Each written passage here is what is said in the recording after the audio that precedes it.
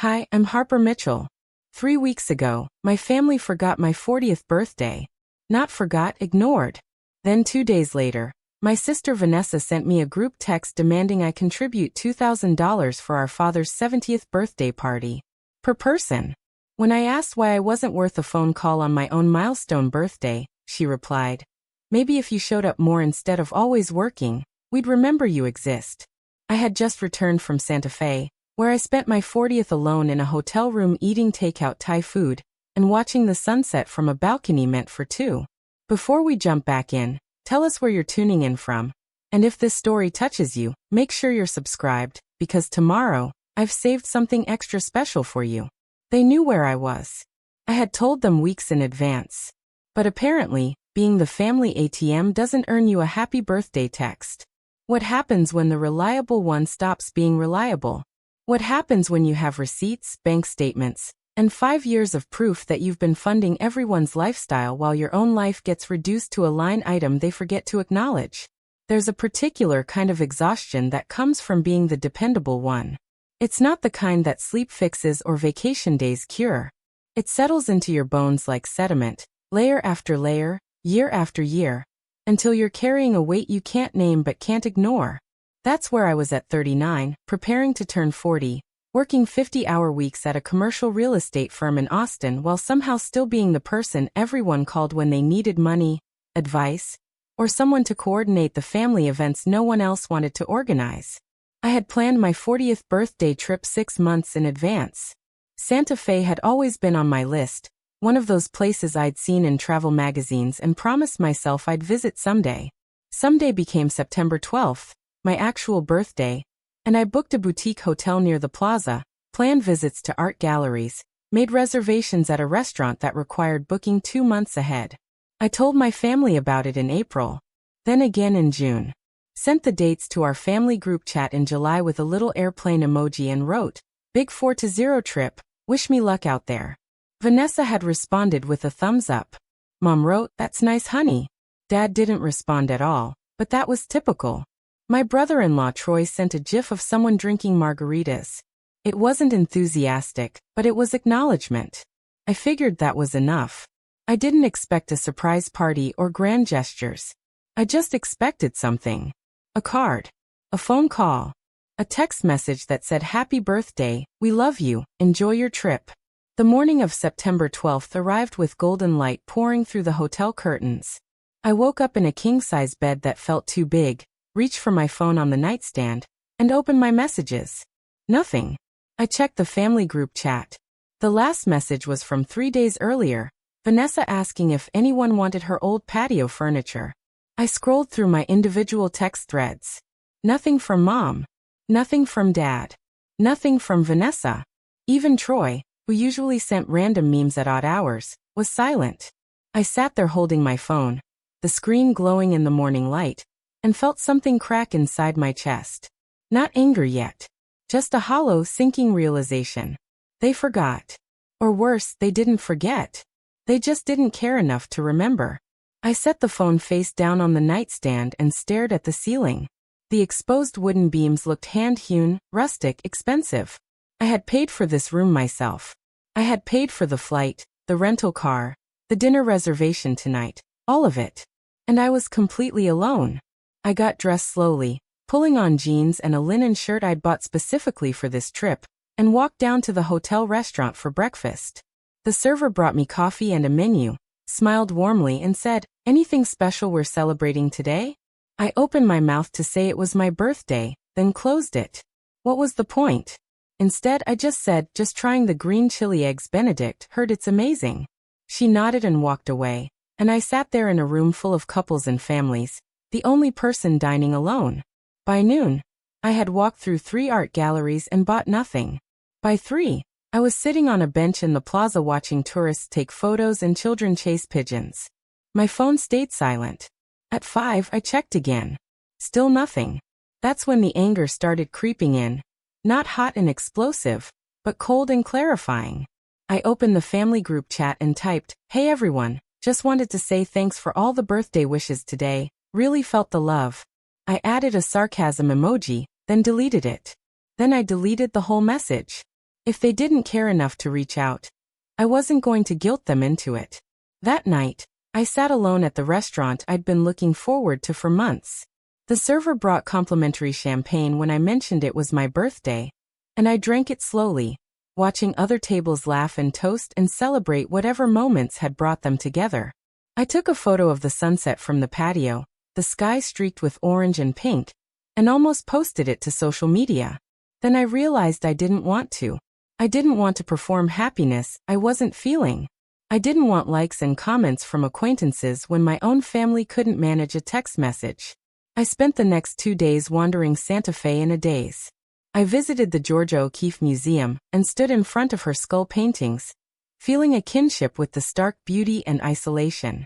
I drove out to Bandelier National Monument and hiked alone through ancient cliff dwellings, places where people had lived and thrived and eventually disappeared, leaving only traces behind. I thought about visibility and erasure. I thought about how you can give everything to people and still be forgotten. On the third day, September 15th, I was packing to leave when my phone finally buzzed. The family group chat. My stomach did a weird flip, some pathetic combination of hope and dread. I opened it. Vanessa had sent a message. Big announcement, everyone. Dad's 70th is coming up in November, and we want to make it special. We've booked the event space at Moonshine Grill, catering the works. It's going to be about $16,000 total, so we're asking everyone to chip in $2,000. That's Mom, Dad, me, Troy, Harper, Aunt Linda, Uncle Steve, and Grandma Ruth.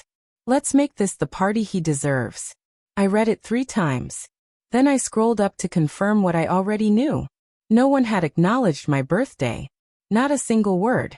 But here was Vanessa, 3 days later, asking me to contribute $2,000 to Dad's party like it was a casual request, like I was a line item in her budget spreadsheet. I sat down on the hotel bed, my half-packed suitcase open beside me. My hands were shaking. I started typing. Hey Vanessa, quick question. Do you know what day it was 3 days ago? I hit send before I could second-guess myself.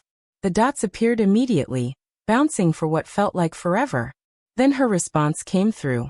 What are you talking about? I took a breath. My birthday.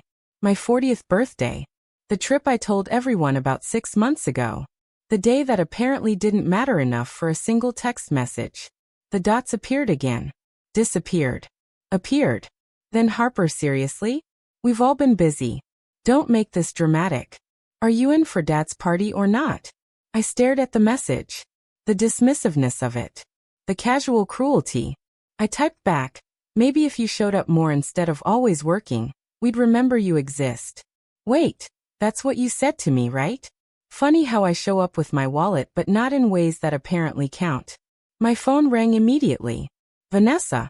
I didn't answer. She called again. I let it go to voicemail. Then a text from Mom appeared.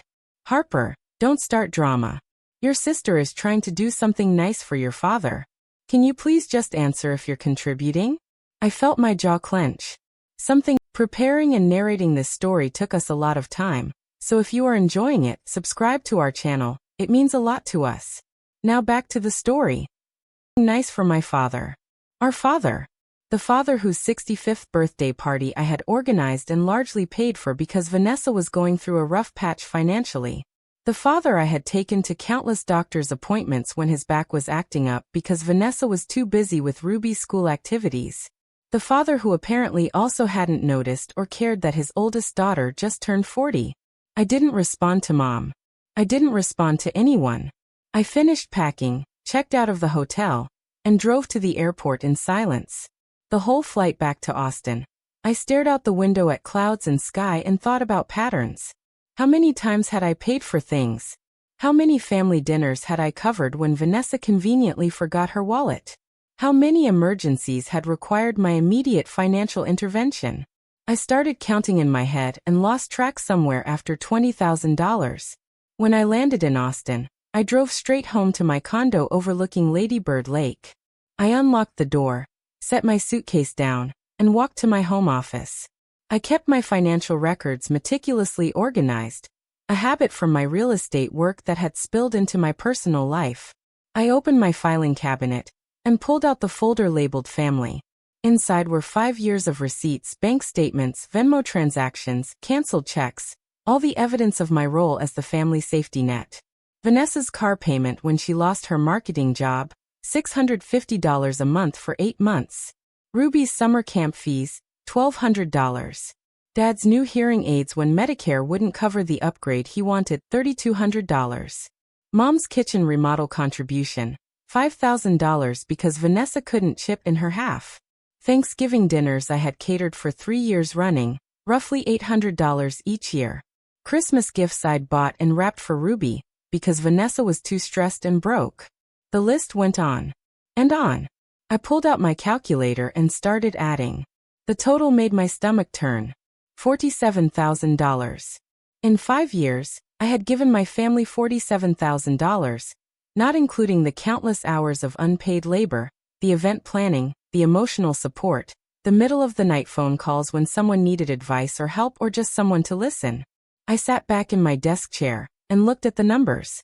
$47,000, and they couldn't send me a birthday text. I picked up my phone and opened my banking app. There was an automatic transfer set up, the monthly car payment to Vanessa that I'd never canceled after she got back on her feet, because she'd said she was still catching up on other bills. $650 scheduled to process tomorrow. I canceled it.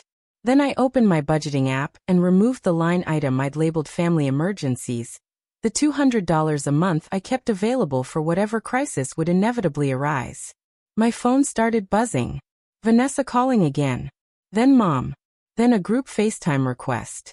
I declined all of it and turned off my phone completely. The silence that followed felt like standing in the eye of a storm. Everything calm and still while chaos swirled at the edges. I knew they'd be furious. I knew there would be consequences. But sitting there in my quiet office, looking at the proof of my own erasure, I realized I didn't care anymore. Let them be angry. Let them scramble. Let them figure out what life looked like without me as their backup plan. The next morning arrived with the kind of crystalline autumn light that made Austin beautiful, the temperature finally dipping below 80 degrees, the sky so blue it looked artificial. I woke up early, made coffee, and sat on my balcony overlooking the lake. Paddleboarders were already out on the water, their silhouettes dark against the morning glare. Everything looked peaceful, normal, like the world hadn't shifted beneath my feet 3 days ago. I turned my phone back on. It exploded with notifications. 17 missed calls. 32 text messages. The family group chat had 47 unread messages. I sipped my coffee and watched the number climb as more messages came in. I didn't open any of them. Not yet. I wanted to sit in this quiet moment a little longer. This space where I had made a decision, but hadn't yet faced the consequences. But eventually, the caffeine kicked in and my curiosity got the better of me. I opened the family chat first. The messages had started around 8 o'clock the previous night, shortly after I'd canceled the car payment transfer. Vanessa had written, "Harper, the payment didn't go through. Can you resend it?" Then an hour later, "Seriously, I need that payment. My bank account is already tight this month." Then Mom chiming in, "Harper, your sister needs that car payment. Please send it tonight." Then Vanessa again, "This is ridiculous. You're being petty about your birthday, and now you're going to mess up my finances?" I scrolled further. Dad had finally contributed to the conversation around 10 at night. "Harper, let's all calm down and talk about this reasonably. You know your sister depends on that help." Then Troy, "Look, I don't want to get in the middle of this, but we really need that payment. We've got Ruby's orthodontist bill due and we budgeted around having that covered." The messages continued into the early morning hours. Vanessa had sent a long paragraph around midnight. "I can't believe you're doing this. After everything this family has done for you, you're going to cut us off over a birthday? You're 40 years old, Harper. Birthdays stop mattering after 21. Grow up. We have real problems, real bills, real responsibilities. You live in your fancy condo with your fancy job and no kids and no real obligations. And you're going to punish us because we didn't send you a card? This is unbelievably selfish." I read that message 3 times, feeling my jaw tighten with each pass. No. Real obligations. Everything this family has done for you. I set my coffee down carefully, worried I might throw it otherwise. What exactly had this family done for me? I started scrolling back through the chat history, months and months of messages, looking for evidence of reciprocal support. What I found instead was a greatest hits collection of asks. March. Vanessa asking if I could cover Ruby's spring break camp because Troy's client hadn't paid him yet. May. Mom asking if I could chip in for new patio furniture because Dad's back required better outdoor seating. June. Vanessa asking if I could take Ruby for a week because she and Troy needed a couple's retreat to work on their marriage. July. Dad asking if I could help with his property tax bill because the appraisal had gone up and it was higher than expected. August. Vanessa asking if I could cover Ruby's school supplies and new clothes because back to school was more expensive than she'd budgeted for. I kept scrolling, searching for any message where someone asked how I was doing, if I needed anything, how my work was going, anything that indicated I was more than a financial resource. The closest I found was a message from Mom in April asking if I was dating anyone, followed immediately by a comment about how she worried I worked too much and would end up alone. Not exactly the support I was looking for. My phone rang. Vanessa. I stared at her name on the screen, my thumb hovering over the decline button. Then, against my better judgment, I answered. Before I could even say hello, her voice came through, sharp and agitated. Finally. What is going on with you? The payment didn't go through and now you're just ignoring everyone? I took a breath. I canceled the transfer. There was a pause, the kind that feels dangerous. You what? I canceled the transfer. And I'm not going to be sending it anymore. Vanessa, you got back on your feet months ago. That was supposed to be temporary help. Her laugh was harsh, disbelieving. Are you serious right now? Harper, I have bills. I have a child. I have responsibilities.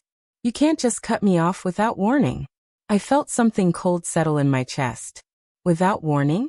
Vanessa, my 40th birthday was 3 days ago. You didn't call. You didn't text. No one did. And then 2 days later, you sent a group message demanding I pay $2,000 for Dad's party. That's pretty stunning, even for you. Oh my God, she said, her voice rising. This is about your birthday? Are you kidding me?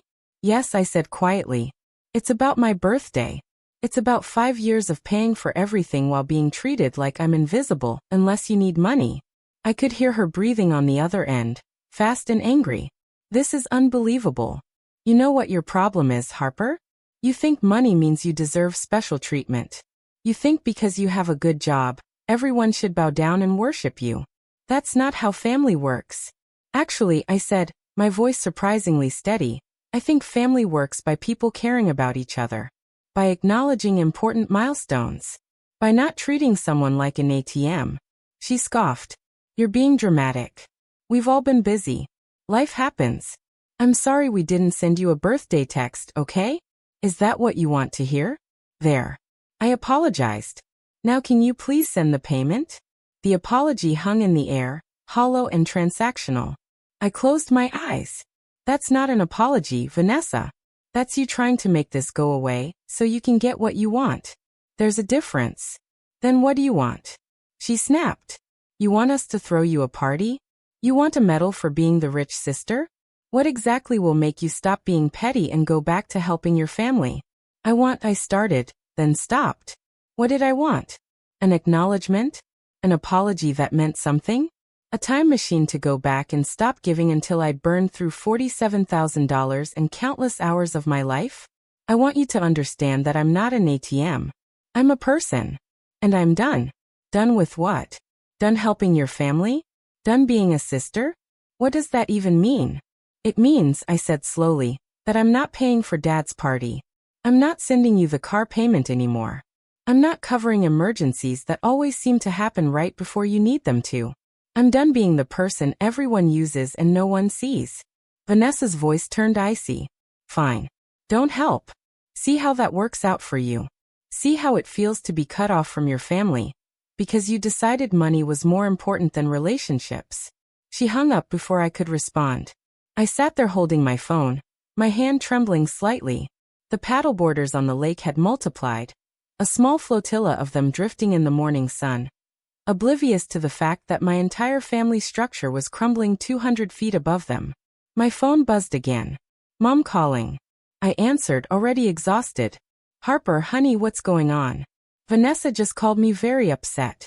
I rubbed my eyes. Did she tell you why? She said you're refusing to help with Dad's party, and you canceled her car payment. She's very worried about making ends meet this month. Mom's voice was gentle, placating, the tone she always used when trying to smooth over family conflict. Did she tell you that no one acknowledged my birthday? I asked. Mom hesitated. Well, sweetheart, you know how busy everyone is. And you were out of town. It probably just slipped everyone's mind. It was 3 days ago, Mom. My 40th birthday. I told everyone about the trip months in advance. And nobody, not one person, sent me a text message. But 2 days later, Vanessa is asking me for $2,000 like it's nothing. There was a long pause. I could hear Dad's voice in the background asking what was wrong. Mom covered the phone, her muffled voice explaining something I couldn't make out. Then she came back. Harper, I understand you're hurt. But you have to understand, your sister is struggling. She and Troy are trying to make things work, and Ruby needs so much right now with school and activities. You're in a position to help, and family helps family. That's what we do. But it only goes one way, I said. I help everyone else. And when I need something, even just basic acknowledgement, I get nothing. That's not family, Mom. That's me being used. Now you're being dramatic, she said, a slight edge creeping into her gentle tone. No one is using you. We appreciate everything you do, you know that. Do I? I asked. Because I spent my 40th birthday alone in a hotel room waiting for someone to remember I existed. And the only contact I got was a demand for money. That doesn't feel like appreciation. It feels like I only matter when you need something. Mom sighed, the kind of sigh that said she was losing patience. What do you want us to do, Harper? Grovel? Apologize 1,000 times? Life is busy and complicated, and yes, we dropped the ball on your birthday. But that doesn't mean you should punish everyone by refusing to help with important things. Important things, I repeated. Like Dad's party. His 70th birthday party that's apparently worth $2,000 from me. But my 40th wasn't worth a phone call. That's different and you know it, Mom said. Your father turning 70 is a major milestone.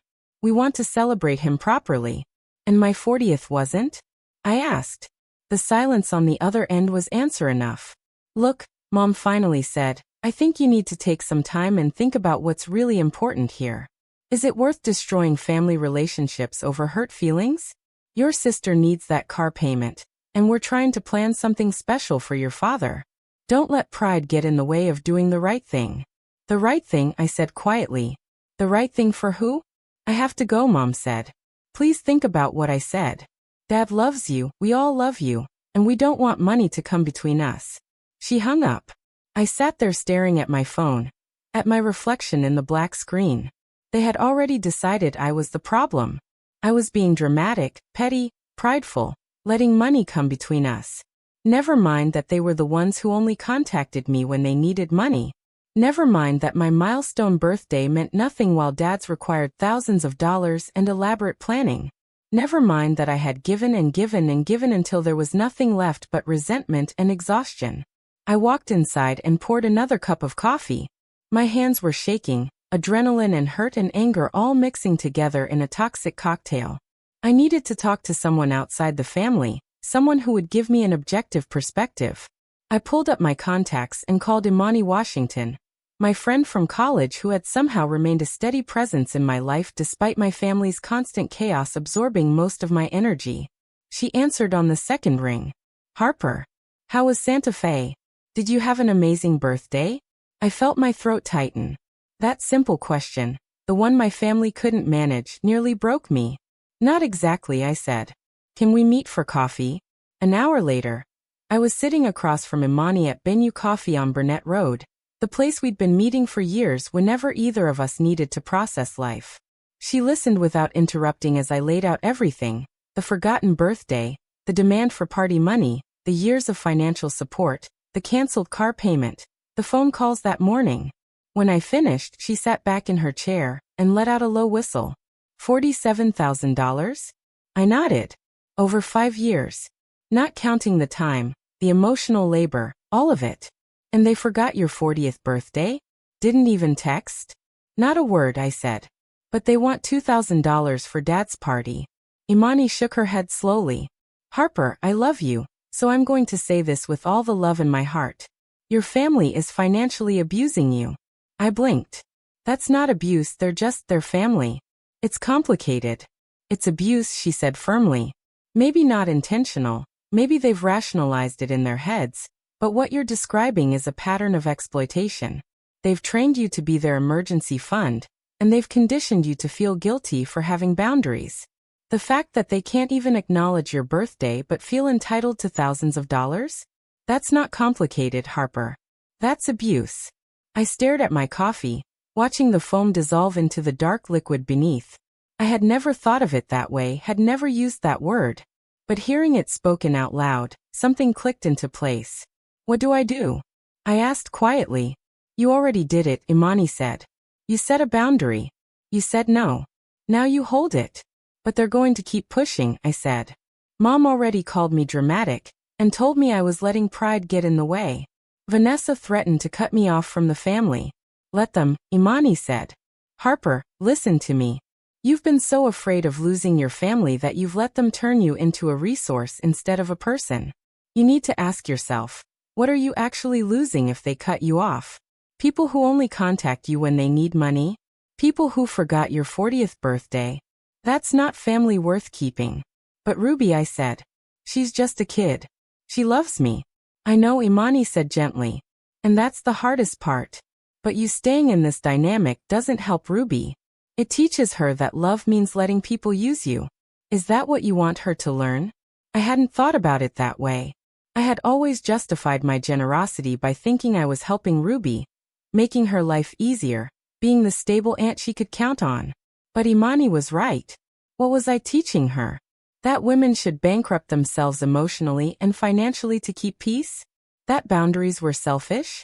That your worth was measured in how much you gave until there was nothing left? I need to document everything, I said suddenly. All the money, all the asks, all of it. I need proof that I'm not crazy, that this is real. You already have proof, Imani said. But yes, organize it.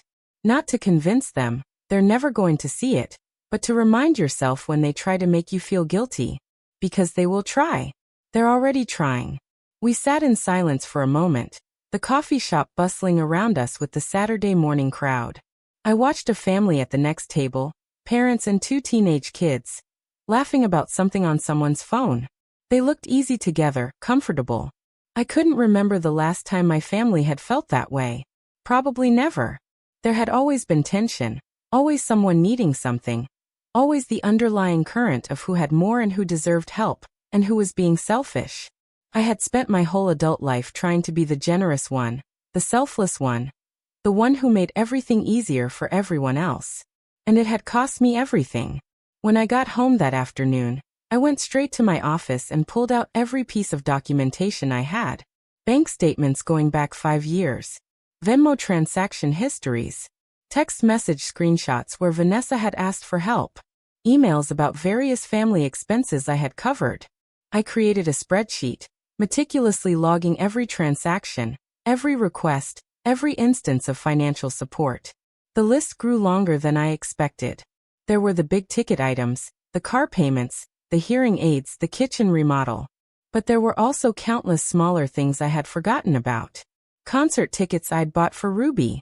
Groceries I'd picked up for Mom and Dad when they mentioned their fixed income was tight that month. The time I'd paid for everyone's dinner at Troy's birthday because Vanessa had whispered to me that they couldn't afford it. The Christmas presents, the birthday gifts, the random acts of generosity that had seemed small in the moment, but added up to thousands of dollars. By the time I finished, the spreadsheet had 143 entries. The total was actually higher than I'd initially calculated. $51,473. I sat back and stared at that number. Over 5 years, I had given my family more than $50,000. That was a year of Ruby's college tuition. That was a down payment on a house. That was my own financial security that I had handed over, bit by bit, transaction by transaction, until I had nothing left but receipts and resentment. My phone buzzed. A text from Vanessa. Since you're being unreasonable, I talked to Mom and Dad. We've decided to move forward with Dad's party without your contribution. But don't expect an invitation if you're not willing to help pay for it. You can't celebrate someone when you refuse to invest in making it happen." I read the message twice, then set my phone down. So that was it. I was uninvited from my own father's 70th birthday party because I wouldn't pay $2,000. The same family that couldn't send me a birthday text was now excluding me from a major family event, using money as the barrier to entry. The cruelty of it was almost impressive in its efficiency. They had found the perfect way to punish me while making it look like my fault. I wasn't being excluded. I was choosing not to participate by refusing to pay my share. They had rewritten the narrative before I even had a chance to tell my side. I picked up my phone and opened a new note. I started writing, not for them, but for myself. A record of how this felt, what was happening, the gaslighting and manipulation and casual cruelty. I wrote about my 40th birthday, about the hotel room in Santa Fe, about the sunset I'd watched alone. I wrote about the years of giving, the exhaustion, the slow realization that I had been funding a family that didn't actually want me, just my money. I wrote until my hands cramped, until the light outside faded from afternoon gold to evening purple. And when I finally stopped, I had 3,000 words of truth that no one could deny or rewrite. This was my story, mine. And for the first time in my life, I was going to stop letting other people edit it. The days following the text from Vanessa about being uninvited to Dad's party moved with a strange, underwater quality. Everything looked normal from the outside. I went to work, showed properties to clients, negotiated contracts, smiled during closings. But underneath, I felt like I was operating on autopilot, my body going through familiar motions while my mind kept circling back to the same realization. My family didn't want me. They wanted my wallet. I stopped checking the family group chat. The notifications would appear on my phone, little red badges accumulating throughout the day, but I couldn't bring myself to open them. I knew what they'd say. More justifications for why I was being unreasonable, more explanations of how I was hurting everyone with my selfishness, more casual mentions of family events I wasn't invited to anymore. The exclusion that had started with my birthday had metastasized into something larger. A complete severing disguised as natural consequences of my own choices. On Thursday morning, 4 days after Vanessa's uninvitation text, I was sitting in my office reviewing a commercial lease agreement when my coworker Diane knocked on my door. She held 2 cups of coffee and had that concerned expression people get when they know something's wrong, but aren't sure if they should acknowledge it. "You've been quiet this week," she said, setting one of the coffees on my desk. "Everything okay?" I considered lying, offering some generic excuse about being tired or busy. But the words that came out were different. My family forgot my 40th birthday, and then uninvited me from my father's 70th, because I won't pay $2,000 toward his party. Diane's eyes widened. She pulled out the chair across from my desk and sat down heavily. "I'm sorry, what?" So I told her. Not everything, not the full $51,000 or the 5-year pattern, but enough. The forgotten birthday, the demand for money, the cancellation of financial support, the retaliatory exclusion. As I spoke, I watched her expression shift from shock to anger to something that looked like sadness. When I finished, she was quiet for a long moment. "Harper," she finally said, "that's abuse. Financial abuse, emotional abuse, all of it." "That's the second time someone's used that word," I said. "My friend Imani said the same thing." "Because it's true," Diane said firmly. "I know they're your family, but what you're describing isn't love. It's exploitation." The word exploitation sat between us like a stone.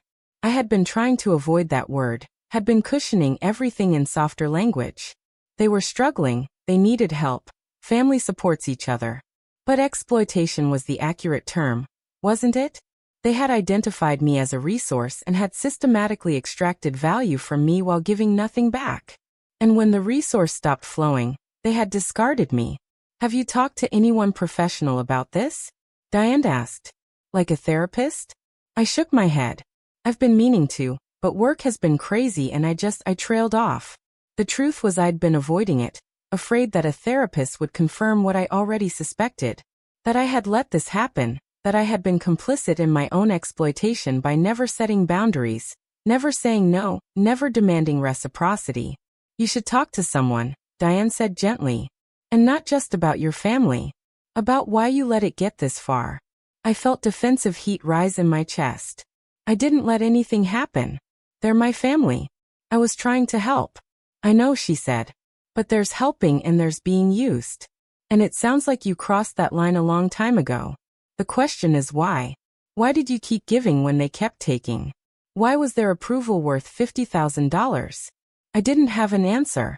Or rather, I had too many answers, all of them tangled up in childhood dynamics and birth order, and the unspoken rules of our family system. I was the oldest daughter, the responsible one, the one who had always been expected to set an example and take care of others. Vanessa was younger, prettier, more charismatic. She had always gotten away with more, had always been excused and accommodated and protected. And I had always been the one doing the protecting, the accommodating, the excusing. That afternoon, I left work early and drove to Mount Bunnell, the highest point in Austin, a place I'd discovered when I first moved to the city 15 years ago. I climbed the stairs to the overlook and stood at the edge, looking out over the city sprawling below, the river cutting through it like a silver ribbon in the late afternoon light. I thought about all the times I'd stood here before, usually after some family crisis that had required my intervention or my money or my emotional management. This view had been my sanctuary, the place I came to remind myself that there was a world beyond my family's drama, beyond the constant demands and expectations. My phone buzzed in my pocket. I pulled it out, half expecting another text from Vanessa or Mom. Instead, it was Ruby. Aunt Harper, why aren't you coming to Grandpa's party? Mom said you're too busy with work, but that doesn't sound right. I miss you. My throat tightened. This was what I'd been dreading, Ruby getting caught in the middle, being fed whatever narrative Vanessa had constructed to explain my absence. I stared at the message, trying to figure out how to respond. How do you explain to an 11-year-old that her mother is manipulative? That family isn't always safe? That sometimes love requires distance? I typed and deleted 3 different responses before settling on something simple. I miss you too, sweetheart. Things are complicated right now with the grown-ups. But that has nothing to do with how much I love you. 3 dots appeared immediately, bouncing as Ruby typed. Is it because of money? Mom said something about you not wanting to help anymore. I closed my eyes. Of course Vanessa would position it that way. Would make me the villain in Ruby's eyes before I had a chance to explain. It's complicated, I typed back. But I want you to know that I will always love you, no matter what's happening with the adults. The dots appeared and disappeared several times. Then can I still see you? Even if you're not at the party? That question broke something in me. The fact that Ruby had to ask, that she'd been made to feel like my love was conditional, or could be revoked by family politics, was unbearable. Of course you can see me, I wrote. Anytime you want. You can always text me or call me. I'm always here for you. But I didn't know if that was true anymore. Would Vanessa allow Ruby to maintain contact with me?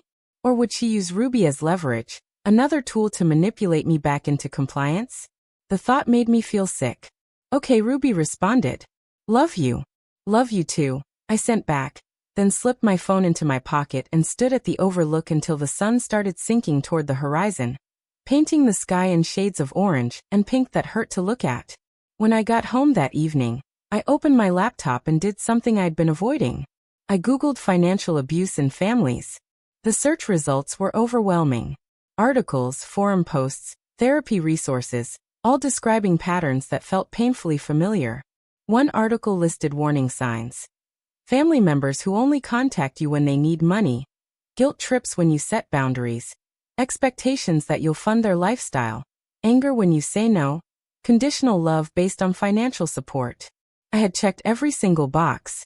Another article talked about the psychological impact, the way financial abuse erodes self-worth, the confusion between love and obligation, the difficulty of setting boundaries when you've been trained from childhood to be the caretaker. I clicked on a link to a family therapist's blog post titled, When Family Becomes Toxic. The opening paragraph could have been written about my life. Not all family relationships are healthy. Sometimes the people who should love us unconditionally are the ones who hurt us most, because they know exactly which buttons to push and which vulnerabilities to exploit.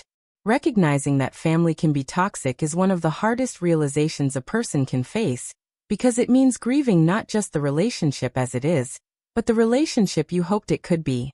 I read the entire post twice, then clicked through to the therapist's website and found her contact information.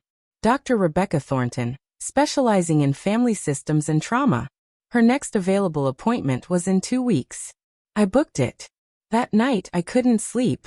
I lay in bed scrolling through old photos on my phone. Pictures from family gatherings over the years. There was Dad's 65th birthday party, the one I'd organized and largely funded. Everyone was smiling, arms around each other, looking like the picture of family harmony. I remembered that day, how exhausted I'd been after weeks of planning, how relieved I'd felt when it all came together, how grateful everyone had seemed. For about a week. Then life had gone back to normal, which meant I went back to being invisible unless someone needed something. There was a photo from Ruby's 9th birthday party at a trampoline park. I had paid for it when Vanessa had called me crying about not being able to afford a real party for Ruby, about being a failure as a mother. I'd covered the venue, the food, the goodie bags, everything.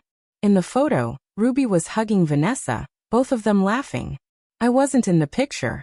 I had been behind the camera, as always, documenting everyone else's happiness. There was a photo from last Thanksgiving, the one I'd hosted at my condo. I'd cooked for 2 days, set a beautiful table, created the kind of Norman Rockwell scene our family had never actually embodied. Everyone had showed up empty-handed except for Vanessa, who'd brought a store-bought pie and then apologized that it wasn't homemade because she'd been too busy with Ruby's school projects. No one had apologized for not bringing anything else. No one had offered to help clean up afterward. They'd all left by 7, claiming they were tired, and I'd spent 3 hours washing dishes alone. I kept scrolling, looking for evidence that I was wrong, that there had been moments of genuine reciprocity, times when they'd shown up for me the way I'd always shown up for them. But the photos told a consistent story. Me organizing, me funding, me in the background or missing entirely from the frame. Them smiling, receiving, taking up space. The visual documentation of my erasure was almost artistic in its completeness. Around 2 in the morning, I gave up on sleep and went to my office. I pulled up the spreadsheet I'd created, the one documenting every financial transaction. I added a new column and started filling it in with emotional labor. The hours spent planning Dad's 65th. The late-night phone calls when Vanessa was having a crisis. The weekends spent helping them move, watching Ruby, running errands. The constant emotional availability I'd maintained, always ready to drop everything when someone needed me. When I finished, I had quantified not just the money but the time. Over 5 years, I had given my family approximately 847 hours of unpaid labor. That was 21 work weeks. That was more than 5 months of full-time work. That was half a year of my life spent being useful to people who couldn't even remember my birthday. I saved the spreadsheet and closed my laptop. Then I did something I hadn't done in weeks. I opened my journal, an expensive leather-bound notebook I'd bought myself for my birthday 2 years ago and had barely used because I was always too tired to write. I picked up a pen and started. I am 40 years old, I wrote. I have given my family over $50,000 and 847 hours of my time in the past 5 years. They forgot my 40th birthday. When I stopped giving money, they uninvited me from family events. I am being financially and emotionally abused by the people who are supposed to love me. Writing those words made them real in a way nothing else had. I stared at them until my vision blurred, until the ink started to swim on the page. Then I kept writing. I wrote about being the oldest daughter, about the expectations and obligations that had been placed on me from childhood. I wrote about Vanessa, about the resentment I'd been suppressing for decades, about watching her get away with everything while I was held to impossible standards. I wrote about my parents, about their passive enabling, about how they'd allowed and encouraged this dynamic because it made their lives easier. I wrote until my hand cramped, until the sky outside started lightening from black to deep blue. And when I finally stopped, I had filled 18 pages with truth I'd never let myself fully acknowledge. The last thing I wrote was this. I cannot save people who don't want to be saved. I cannot have a relationship with people who only want my resources. I cannot keep setting myself on fire to keep them warm. I have to choose myself, even if that means losing them. Even if that means being alone. I set down my pen and closed the journal. My phone was on the desk beside me, face down, silent. I had 17 unread messages in the family group chat. I didn't open them. Instead, I got up, walked to my bedroom, and finally fell asleep as the sun was rising. When I woke up around noon, groggy and disoriented, the first thing I saw was my phone on the nightstand. More notifications. The family chat was up to 23 unread messages. I had 3 missed calls from Mom and 1 voicemail. I played the voicemail on speaker. Harper, it's Mom. We need to talk about this situation. Your father is very hurt that you're not contributing to his party, and Vanessa is telling everyone you've abandoned the family over money. This isn't like you. Please call me back so we can work this out. I deleted the voicemail without responding. Then I opened the family chat. The messages were a mix of guilt trips and casual conversation, like they were trying to normalize the situation while also punishing me for it. Dad had written, I don't understand what's happening, but I hope we can resolve this before my party. I want all my children there. Mom had responded, we all want that, Jerry. We're trying. Then Vanessa had posted a photo of Dad looking at old photo albums with the caption, helping Dad pick photos for the party slideshow, so many beautiful memories with family who actually show up. The dig was obvious and petty, designed to paint me as the absent one despite decades of showing up for everything. Troy had commented, can't wait for the party, it's going to be amazing. Uncle Steve had added, looking forward to celebrating with everyone. The subtext was clear. Life was moving on without me, they were closing ranks, and I was being written out of the narrative in real time. I set my phone down and went to make coffee. While it brewed, I stood at my kitchen window looking out at the lake, watching the weekend crowd of kayakers and paddleboarders enjoying the perfect October weather. They looked carefree, unburdened. Their biggest concern probably whether to grab lunch before or after their time on the water. I envied them. I envied anyone whose family relationships were simple and functional, who didn't have to maintain spreadsheets to prove they weren't crazy, who didn't have to choose between their own well-being and family belonging. My coffee maker beeped. I poured a cup and carried it back to my office, where the spreadsheet was still open on my laptop screen. $51,473. 847 hours. 5 years. 1 forgotten birthday. 1 uninvitation. 0 apologies. I closed the laptop and picked up my phone. I opened a new text message to the family group chat, my fingers hovering over the keyboard. I wanted to send them the spreadsheet, wanted to lay out every transaction and every hour of labor, wanted them to see in black and white what they'd taken from me. But I knew it wouldn't matter. They'd find a way to minimize it, to reframe it, to make me the villain for keeping score. So instead, I typed something simpler. I won't be contributing to Dad's party, and I won't be attending. I need space from all of you to figure out what family actually means to me, because this isn't it. I hit send before I could second-guess myself. Then I turned off my phone completely and went for a walk. I needed to be somewhere they couldn't reach me, somewhere I could just exist without the constant weight of their expectations and disappointments pressing down on me. I walked for hours, through the streets of downtown Austin, past the Capitol building glowing white in the afternoon sun, through Zilker Park where families were having picnics and kids were flying kites. I walked until my feet hurt, and my mind finally quieted. And somewhere around mile 6, I realized something. I felt lighter. Not happy, not relieved, but lighter. Like I'd been carrying a massive weight for so long that I'd forgotten what it felt like to move without it. The weight wasn't gone, not entirely, but it had shifted. I had said no, had set a boundary, had chosen myself. And the sky hadn't fallen. The world hadn't ended. I was still here, still walking, still breathing, still whole. The weeks that followed my text to the family group chat were the quietest my phone had been in 5 years. After an initial flurry of angry responses that I didn't read, the messages stopped coming. No more requests for money, no more casual asks for favors, no more group chat banter that I was expected to witness but never truly included in. The silence was both liberating and terrifying, like standing in a room after years of deafening noise and suddenly being able to hear your own heartbeat. My first therapy session with Dr. Rebecca Thornton happened on a Tuesday afternoon in mid-October. Her office was in a renovated house in South Austin, the kind of place with hardwood floors and plants in every corner and art on the walls that looked expensive, but not intimidating. She was younger than I expected, maybe early 50s, with silver streaks in her dark hair, and the kind of direct gaze that made you feel seen without feeling judged. I sat on her couch, which was more comfortable than it had any right to be, and told her everything. I had brought the spreadsheet on my laptop, ready to prove my case with data, but she stopped me before I could open it. "I believe you," she said simply. "You don't need to convince me that what happened was real." That simple statement made my eyes burn with unexpected tears. I had been so prepared to defend myself, to justify my feelings with evidence, that the idea of being believed without proof felt almost dangerous. What if she believed me and then discovered I was wrong?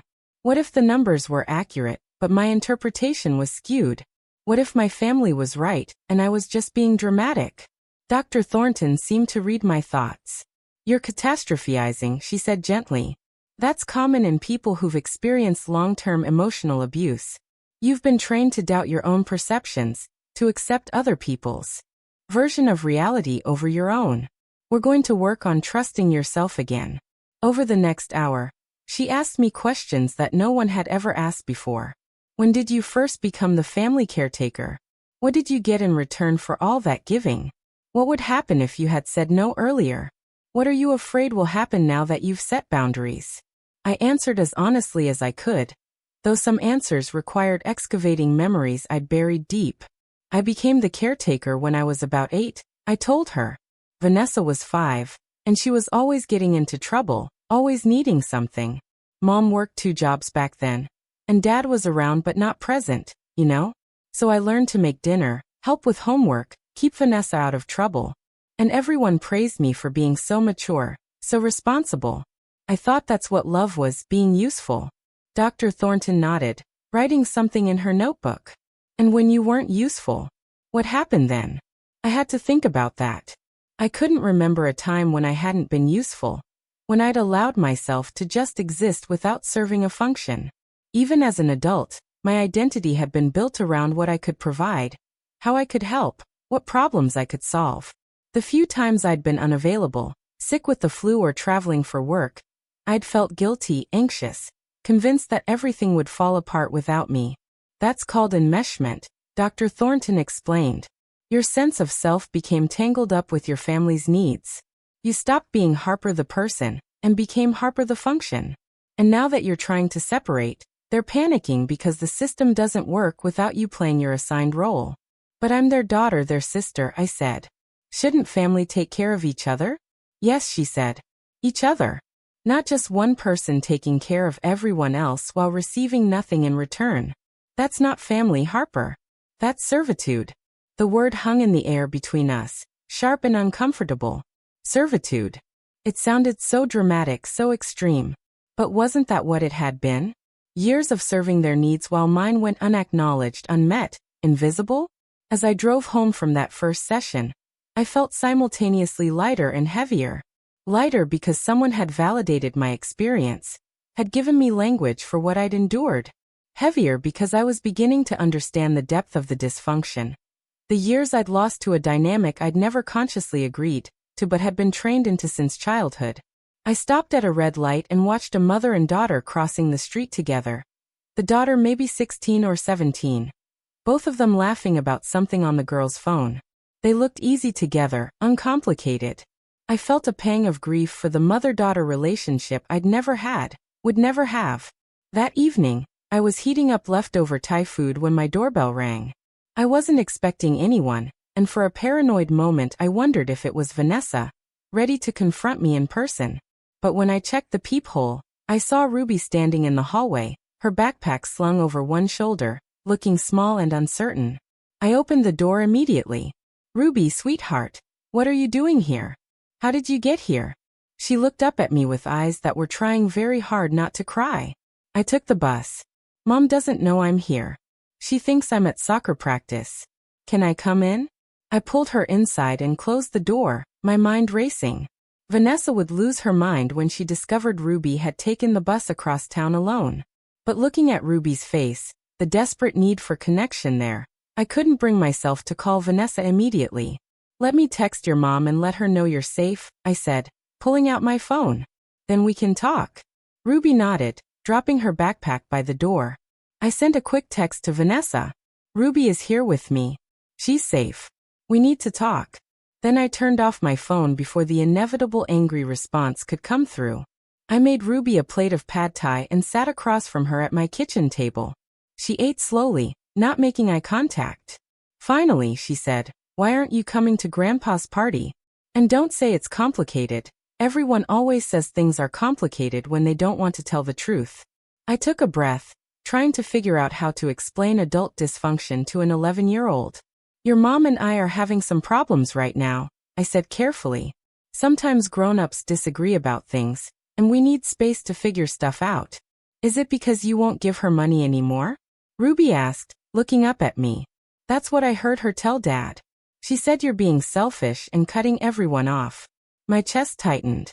So Vanessa was already rewriting the narrative for Ruby, painting me as the villain before I had a chance to tell my side. But what was my side? How could I explain to Ruby that her mother had been exploiting me for years without making Ruby feel caught in the middle? "I love your mom," I said slowly. "And I love you so much. But sometimes people take advantage of kindness, even people we love. I've been helping your family with money for a long time, and it got to a point where I realized I wasn't being appreciated. I was just being used. And when I tried to set some boundaries, your mom got angry." Ruby pushed pad thai around her plate. "She says you think you're better than us because you have money. Are you? Better than us?" "No," I said firmly. "Having money doesn't make anyone better. But having money also doesn't mean I have to give it away to everyone who asks. Would you be better than your friends if you didn't share your lunch money?" "Of course not." She considered this. "I guess not. But your family.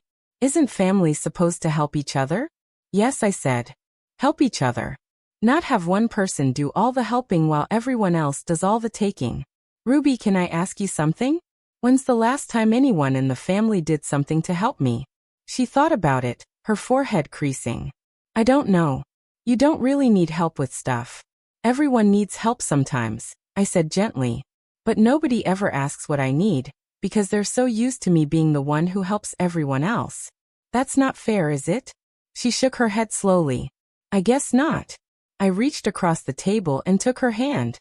"I want you to know that none of this is your fault, and it has nothing to do with how much I love you. You can always call me or text me or come see me. That will never change. But right now, I need some space from your mom and your grandparents to figure some things out. Does that make sense?" Ruby nodded, though her eyes were shiny with tears.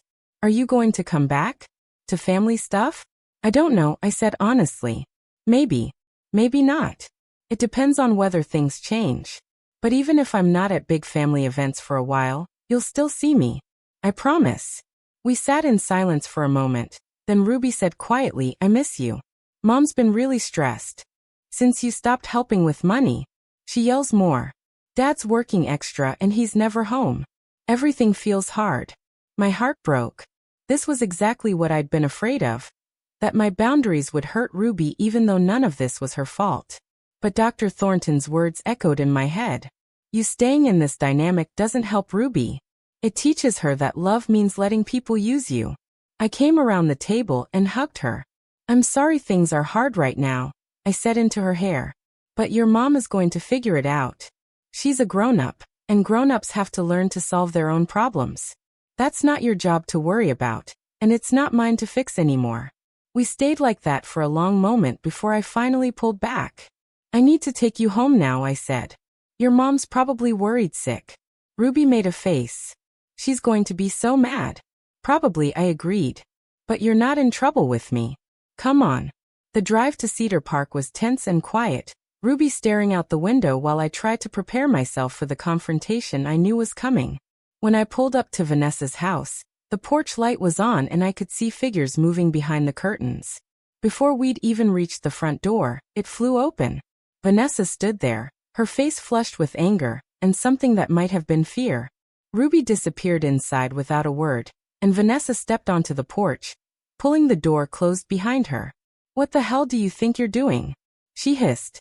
"You can't just keep my daughter when she shows up unannounced. I could call the cops on you for that." I kept my voice calm. "I texted you immediately to let you know she was safe. She needed to talk, and I wasn't going to turn her away." "You have no right," Vanessa said, her voice rising. "You're not her parent. You don't get to have private conversations with my daughter about our family business." "I didn't bring up family business," I said. "She did. She's scared, Vanessa. She's feeling the stress of whatever's happening between us, and she needed someone to talk to." "Oh, so now you're the hero?" Vanessa's laugh was harsh. "You cut us off financially, refused to help with Dad's party, and now you're trying to turn my daughter against me?" "I'm not trying to turn anyone against anyone," I said, feeling my patience fray. "I told Ruby that I love her, and that none of this is her fault. That's all." Vanessa crossed her arms. "You know what your problem is, Harper? You think setting boundaries makes you strong.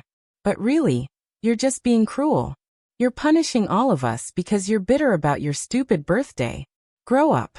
I felt anger surge hot in my chest, but I forced myself to breathe through it.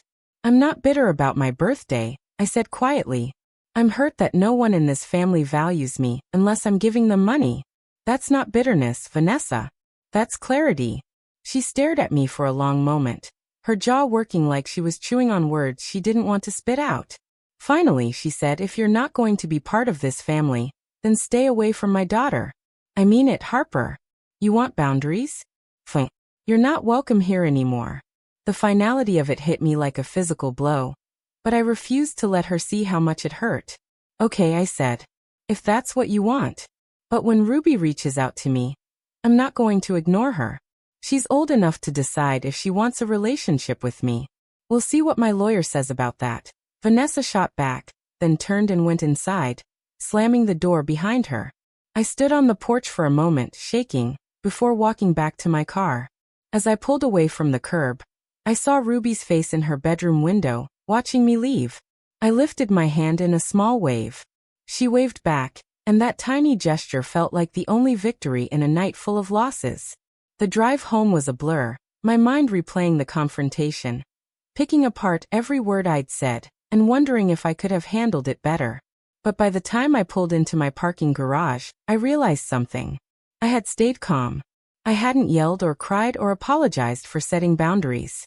I had been clear and firm and honest. For the first time in my life, I had refused to take responsibility for someone else's feelings or choices. It felt terrifying and empowering in equal measure. Over the next few weeks, I fell into a new rhythm. Work, therapy sessions with Dr. Thornton, long walks around the lake, quiet evenings reading books I'd bought months ago but never had time for. The absence of family drama created space for me to rediscover parts of myself I'd forgotten existed. I started taking a pottery class on Thursday evenings, something I'd always wanted to try but never had time for because Thursday was when Vanessa usually called with some crisis that needed immediate attention. I reconnected with college friends I'd drifted away from because family obligations always took priority. I cooked elaborate meals for myself and ate them slowly, savoring the fact that I didn't have to share or rush or clean up after anyone else. My phone stayed quiet. No texts from Vanessa or my parents. The family group chat went silent, or at least I assumed it did since I'd muted the notifications. Ruby texted me occasionally, short messages that felt like she was checking to make sure I was still there. I always responded immediately, reassuring her that I loved her and was thinking of her. I had no idea if Vanessa knew about these texts or if Ruby was hiding them. Either way, I treasured them like precious artifacts of a relationship I was fighting to preserve. 3 weeks before Dad's party, I received a letter in the mail. Actual physical mail, which felt ominous. The return address was my parents' house. I opened it standing in my kitchen, my heart hammering. Inside was a single page in my mother's handwriting. "Harper, we're disappointed that you've chosen to miss your father's 70th birthday over a disagreement about money. Family is supposed to forgive and move forward, not hold grudges. Your father is hurt, though he won't say so directly. We hope you'll reconsider and join us for this important milestone. If not, we hope you'll at least send a card and a gift. He's still your father, regardless of whatever issues you have with your sister. Love, Mom. I read it 3 times, searching for any acknowledgement of my hurt, any recognition that I might have legitimate reasons for my choices. There was none. Just disappointment and expectations, and the subtle implication that I was the one being unreasonable. I folded the letter carefully and put it in a drawer with all the other documentation I'd been keeping, evidence of a pattern I no longer needed to convince myself was real. I didn't respond to the letter. Instead, I sat down at my computer and ordered a card for Dad. Not an elaborate one, just something simple with a generic message about wishing him well. I didn't include a check or a gift card. Just the card, arriving on his birthday, proof that I'd acknowledged the day without funding it. The week of Dad's party arrived with surprisingly little fanfare. I had half expected some last-minute guilt trip, some emergency that required my intervention, and would serve as an excuse to draw me back into the fold. But my phone stayed quiet. On the night of the party, I treated myself to dinner at my favorite restaurant, a small Italian place downtown where I'd celebrated business deals and personal milestones. I sat at the bar with a glass of wine and a plate of handmade pasta, and thought about what my family was doing at that exact moment. Were they having fun without me? Did anyone mention my absence? Did Ruby ask where I was? I pulled out my phone and opened Instagram, curiosity getting the better of me. Sure enough, Vanessa had posted photos from the party. Dad beaming next to an elaborate cake, surrounded by family members I recognized. The event space at Moonshine Grill looked exactly as expensive as the $16,000 budget suggested, decorated with photos from different stages of Dad's life, balloons in his favorite colors, tables full of food. Everyone was dressed up, smiling, looking like the picture of family happiness. I zoomed in on the photos, searching for any sign that I was missed. There was nothing. Just seamless celebration, as if I'd never existed. But then I noticed something in the corner of one photo. Ruby, sitting at a table by herself, not smiling, staring at her phone. My phone buzzed at that exact moment. A text from Ruby. I wish you were here. The party is nice, but it doesn't feel right without you. I miss you, Aunt Harper. I stared at that message for a long time, feeling the weight of everything I'd given up and everything I'd gained. I missed her too desperately. But I also knew that going back would mean returning to a dynamic that was slowly killing me. Teaching Ruby that love meant accepting mistreatment. Showing her that boundaries were less important than keeping peace. I texted back, I miss you too, sweetheart. So much. I hope Grandpa is having a wonderful night. I love you always. 3 dots appeared, bounced, disappeared. Then reappeared. Ruby was typing something, deleting it, trying again. Finally, a message came through. When I grow up, I want to be brave like you. I want to know when to say no to people even if they're family. That message made me cry, sitting at the bar of an Italian restaurant while strangers chatted around me, and my family celebrated without me. Because in that moment, I realized that everything I'd sacrificed, all the pain and grief and loss, had taught Ruby something I'd never learned at her age. That love without boundaries isn't love at all. That being alone is better than being used. That saying no doesn't make you selfish, it makes you whole. The weeks after Dad's party brought unexpected peace. The family had gotten what they wanted, a celebration without my complicated presence, and I had gotten what I needed, freedom from expectations I could never meet. Dr. Thornton helped me work through the grief of losing my family, because that's what it was, grief. Not for the family I had, but for the family I'd always hoped they could be. The family that would have valued me for more than my bank account. That would have celebrated my milestones with the same enthusiasm they demanded I show for theirs. That would have noticed when I was hurting and cared enough to ask why. In early November, I got an unexpected email. It was from Uncle Steve, Dad's brother, someone I'd always liked but rarely saw outside of major family events. The subject line was simple. Thinking of you. I opened it with trepidation. Harper, I hope you don't mind me reaching out directly. I've been thinking about you since your dad's party. I noticed you weren't there, and when I asked why, the answers I got didn't sit right with me. I've known you since you were a baby, and I've watched you bend over backwards for this family your whole life. Whatever happened between you and everyone else, I want you to know that I see you. I see everything you've done, all the ways you've shown up. And I'm sorry that wasn't reciprocated.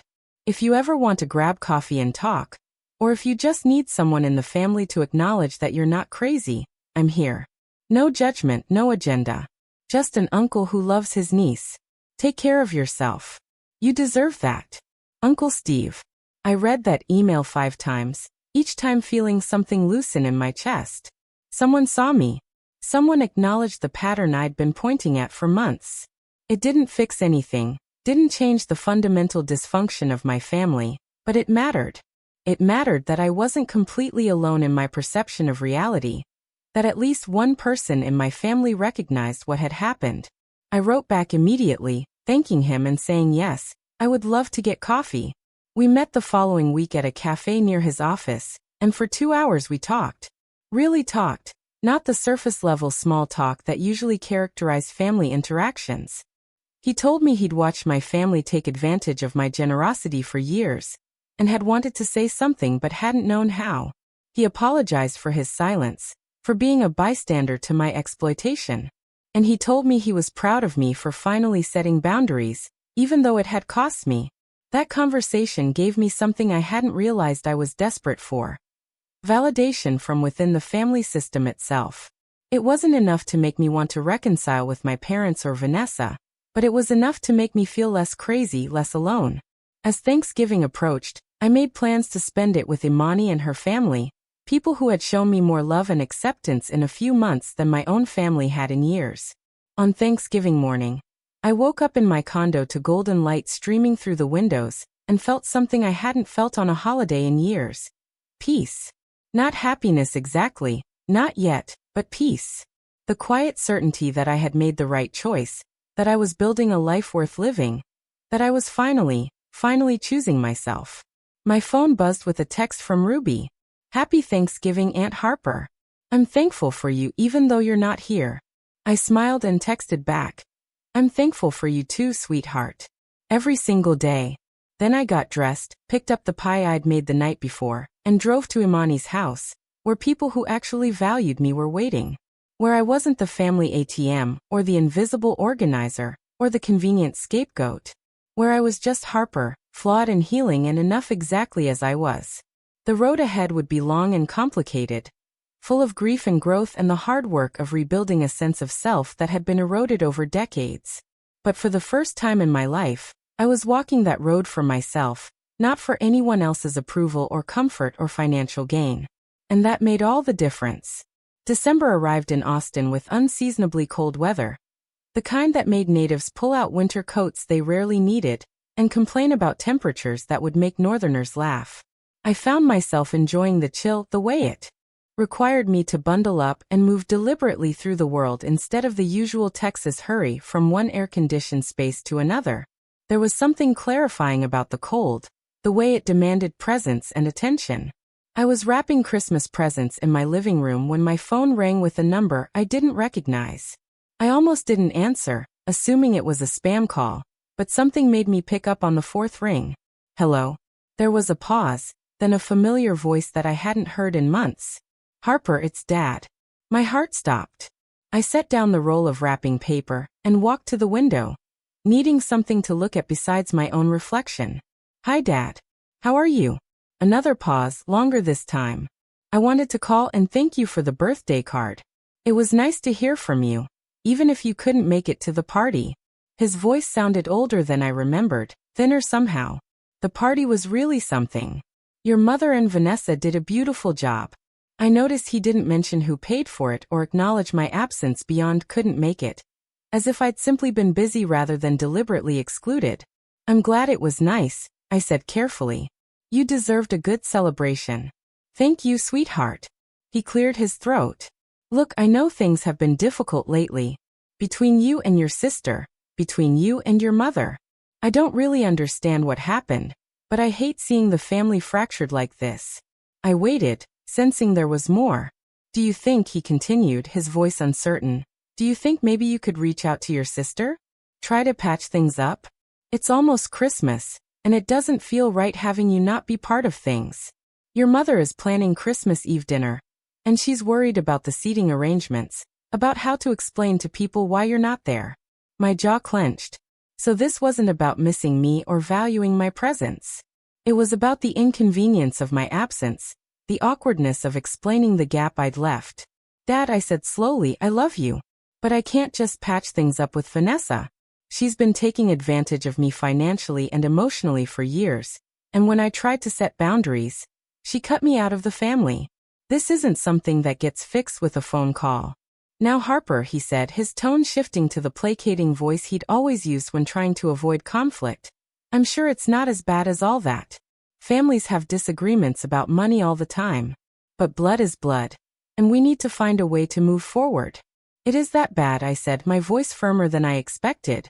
Dad, did you know that I gave Vanessa over $50,000 in the past 5 years? Did you know I was paying her car payment every month for almost a year after she got back on her feet? Did you know she took credit for donations I made, for piano lessons I paid for things I organized and funded? There was silence on the other end. I think you might be exaggerating a bit, he finally said. Vanessa's had a hard time. What with Ruby and Troy's inconsistent work. You've always been good with money, so it made sense for you to help out. That's what families do. But when did anyone help me? I asked, feeling years of resentment rising to the surface. When did anyone ask what I needed or celebrate my milestones or show up for me the way I've shown up for everyone else? Dad, you didn't even call me on my 40th birthday. Nobody did. But 2 days later, I was expected to contribute $2,000 to your party. How is that fair? Your birthday, he said slowly, like he was trying to remember. We didn't forget, Harper. Life got busy. You were traveling anyway, and we figured we'd celebrate when you got back. But you never did celebrate when I got back, I said. Nobody mentioned it. Nobody apologized. And when I brought it up, Vanessa told me birthdays don't matter after 21, and I was being dramatic. He sighed, a long exhale that sounded tired. I don't know what to say, Harper. I'm not good at this kind of thing, you know that. Your mother handles the emotional stuff. I just want my family to be together. Can't we all just agree to disagree and move forward? That's not how this works, I said gently. I can't just agree to disagree about being exploited and erased. I need actual change, actual acknowledgement of what happened. And I don't think anyone in this family is ready to give me that. So what are you saying? He asked, and I could hear fear creeping into his voice. You're just done with us? Forever? I don't know, I said honestly. Maybe not forever. But for now, yes. I need space to heal and figure out who I am outside of being the family ATM. I love you, Dad. But I can't keep sacrificing myself to keep everyone else comfortable. The conversation ended shortly after that, with awkward goodbyes and unspoken hurt on both sides. I sat by the window for a long time afterward, watching the city lights flicker on as dusk fell, feeling the complicated grief of choosing yourself over people who should have chosen you first. That weekend, I met Uncle Steve for lunch at a barbecue place he loved. He was already there when I arrived, sitting at a picnic table outside despite the cold, 2 plates of brisket and sides waiting. I sat down across from him, and he pushed a plate toward me. Your dad called me, he said without preamble. Told me about your conversation. I nodded, picking up a fork. And he's confused. Thinks you're being stubborn. Doesn't understand why you can't just let bygones be bygones and show up for Christmas. Uncle Steve took a bite of brisket and chewed thoughtfully. I told him he was being an idiot. I almost laughed. You said that? In those exact words, he confirmed. I told him that you'd been the glue holding this family together for years, and that everyone had taken advantage of your generosity, until there was nothing left. I told him that forgetting your 40th birthday, and then demanding thousands of dollars for his party was inexcusable. And I told him that if he wanted to repair this relationship, he needed to actually listen to you instead of trying to smooth everything over. How did he take that? I asked. Not well, Uncle Steve admitted. Got defensive, said I didn't understand the full situation, that you were being overly sensitive about money. So I sent him a copy of the spreadsheet you showed me, the one documenting everything you'd given over the years. I froze. You did what? I sent him the spreadsheet, Uncle Steve repeated calmly. You gave me permission, remember? When we had coffee last month. You said I could share it if I thought it would help. I just didn't think you'd actually do it, I said, my mind racing. What happened? He called me back 3 hours later, Uncle Steve said. Sounded shaken. Said he had no idea the numbers were that high. Asked if I thought you were telling the truth or exaggerating. I told him you were the most honest person I knew and that if anything, you were probably underestimating. I sat back, trying to process this. My father now knew exactly how much I'd given, exactly how much I'd been exploited. Part of me felt vindicated. Part of me felt exposed, vulnerable, like I'd revealed too much. Did he say anything else? I asked.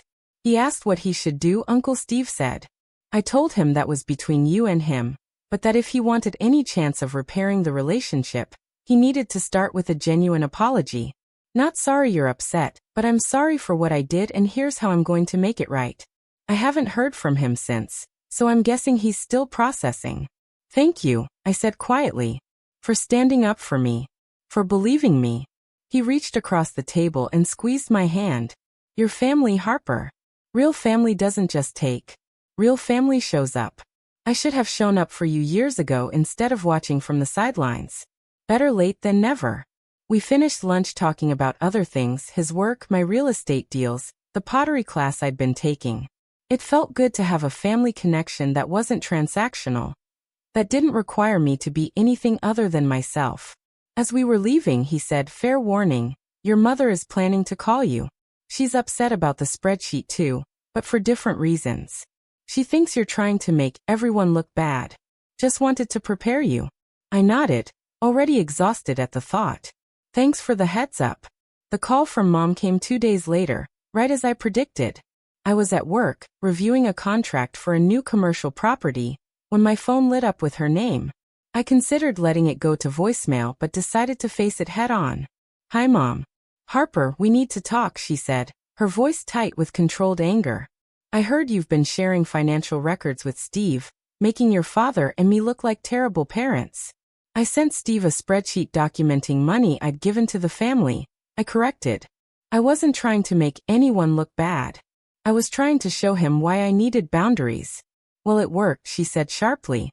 Your father has been a mess for days, questioning every parenting decision we ever made. Wondering if we failed you somehow. Do you have any idea how hurtful that is? Do you have any idea how hurtful it was to have my 40th birthday forgotten? I countered, my patience already thin. Or to be excluded from family events, because I wouldn't pay thousands of dollars. Or to give over $50,000 to this family and never once hear thank you, just demands for more? We always appreciated your help, Mom said, but her voice wavered slightly. You know we did. Did I? I asked. Because appreciation usually involves acknowledgement. It involves reciprocity. It involves not treating someone like an ATM. Mom, you called me dramatic and told me I was letting pride get in the way when I tried to explain how hurt I was. That's not appreciation. That's dismissal. There was a long pause. I don't know what you want from us, she finally said, and she sounded tired, defeated. We can't go back and change what happened. We can't undo your birthday or the party or any of it. So what do you want? I want acknowledgement, I said. Real acknowledgement that what happened was wrong, that I was exploited and erased, that my hurt is valid. I want actual change, not just words. I want to be valued for who I am, not what I can provide. And I want an apology, a real one, from everyone who participated in treating me this way. Can you give me that? Another pause. I don't know, she said quietly. That's a lot to ask. It's really not, I said. It's the bare minimum of what family should offer each other. But if it feels like too much, then I guess we know where we stand. Harper, don't do this, Mom said, her voice breaking slightly. Don't throw away your family over money and hurt feelings. This isn't about money, I said. It never was. It's about being seen and valued as a person. And if you can't understand that, then we don't have anything else to talk about. I hung up before she could respond, my hands shaking with adrenaline. The conversation with my mother marked a turning point. I realized I had been waiting for them to change, to suddenly see what they'd done and transform into the family I needed them to be. But Dr. Thornton had warned me about this in our sessions. You can't make people see what they're determined not to see, she'd said. The question isn't whether they'll change. It's whether you can accept them as they are and protect yourself accordingly. I couldn't accept them as they were. I couldn't return to a dynamic that diminished me, that required my silence and compliance and endless giving. So I made a decision. I would build a new life, a new definition of family, one based on mutual respect and genuine care rather than obligation and exploitation. Christmas came and went quietly. I spent Christmas Eve with Imani and her family, feeling more welcomed and celebrated in one evening than I had in years of family gatherings. On Christmas morning, I woke up to texts from Ruby. "Merry Christmas, Aunt Harper. I miss you." There was a photo attached of her holding a new guitar, beaming at the camera. "Mom and Dad got me a guitar for Christmas. Now I can learn songs to play for you." I smiled and texted back immediately. "That's so exciting. I can't wait to hear you play. Merry Christmas, sweetheart. I love you." I also received a text from Uncle Steve. "Merry Christmas, kiddo. Thinking of you today. You made the right choice." And surprisingly, I received a card in the mail from Dad. It had arrived the day before, but I hadn't opened it until Christmas morning. Inside was a handwritten note. "Harper, I've been doing a lot of thinking since seeing the numbers, since understanding how much you gave, and how little we acknowledged it. I don't have the words to express how sorry I am. You deserved better from us, better from me. I was a coward, letting your mother and sister manage family dynamics while I stayed uninvolved. That wasn't fair to you. I don't know if you'll ever want to be part of family events again, but I want you to know that I see now what I didn't see before. You were carrying all of us, and we let you. I'm sorry. I love you, Dad." I read the note 3 times, tears sliding down my face. It wasn't a perfect apology. It didn't fix anything. But it was real, and it was something. I folded the card carefully and set it on my bookshelf, next to the photo of Grandma Evelyn I'd kept there for years. January arrived with the particular freshness of new beginnings, that cultural permission to reinvent yourself that comes with a new calendar year. I had been meeting with Dr. Thornton weekly, unpacking decades of family dysfunction, and learning to recognize patterns I'd been blind to. In one session, she asked me a question that stopped me cold. What would your life look like if you weren't waiting for your family to change? If you accepted that they might never give you what you need? I sat with that question for a long time. What would my life look like? I had been living in a holding pattern, maintaining distance but still hoping for some grand reconciliation, some moment when everything would click into place and they'd finally understand. But what if that never happened? What if this was permanent? The answer came slowly, but when it did, it felt like exhaling after holding my breath for years. My life would look peaceful. I would invest my time and energy in relationships that were reciprocal. I would pursue hobbies and interests without guilt. I would build a chosen family of people who valued me. I would stop performing endless emotional labor for people who never appreciated it. I would be free. And that's exactly what I started doing. I deepened my friendship with Imani, started hosting monthly dinners for a small group of friends who made me laugh and never asked me for money. I invested more time in my pottery class and discovered I had a talent for it, my hands finding peace in the repetitive motion of shaping clay. I started dating again, something I'd avoided for years because family obligations always took precedence. Nothing serious yet, but the possibility of it felt exciting rather than burdensome. I also started volunteering at a local nonprofit that helped women escaping financial abuse. The irony wasn't lost on me, that I was helping others recognize and escape the same patterns I'd been trapped in with my own family. But there was something healing about turning my experience into something useful, about helping other women see that their worth wasn't measured in what they could provide. In February, I received an unexpected email from Vanessa. The subject line was "We need to talk," which immediately put me on edge. I almost deleted it without reading, but curiosity won. "Harper," it started, "I don't really know how to write this, so I'm just going to be blunt. Troy and I are in marriage counseling. Our therapist asked us to map out our financial situation and identify sources of stress and patterns. When we did that exercise, I realized how much I'd been depending on your money. Not just depending, expecting it. Treating it like it was owed to me instead of a gift you were choosing to give. The therapist asked me why I felt entitled to your support, and I didn't have a good answer. I always assumed you had more, so you should share more. That you owed it to me somehow because you were older and more successful and I was struggling. Writing that out, I can see how messed up it is. I also realized that I don't actually know much about your life. Your work, your interests, what makes you happy. I've been so focused on my own problems that I never asked about yours. I don't know if this counts as an apology, because I'm not sure sorry covers years of taking advantage of you. But I want you to know that I'm working on understanding why I treated you that way and trying to change. I'm not asking you to forgive me or come back to family stuff. I just wanted you to know that I'm trying to do better. Vanessa. I read the email multiple times, searching for manipulation or hidden agenda. But it seemed genuine, vulnerable in a way Vanessa had never been with me before. I showed it to Dr. Thornton in our next session. What do you think? I asked. Do you think she means it? I think she's starting to understand, Dr. Thornton said carefully. Whether that translates into actual sustained change is another question. People can have moments of clarity without following through on real behavioral change. The question is, what do you want to do with this? I don't know, I admitted. Part of me wants to respond, to acknowledge that she's trying. But part of me is terrified that if I open that door even a crack, I'll get sucked back into old patterns. That's a valid fear, she said.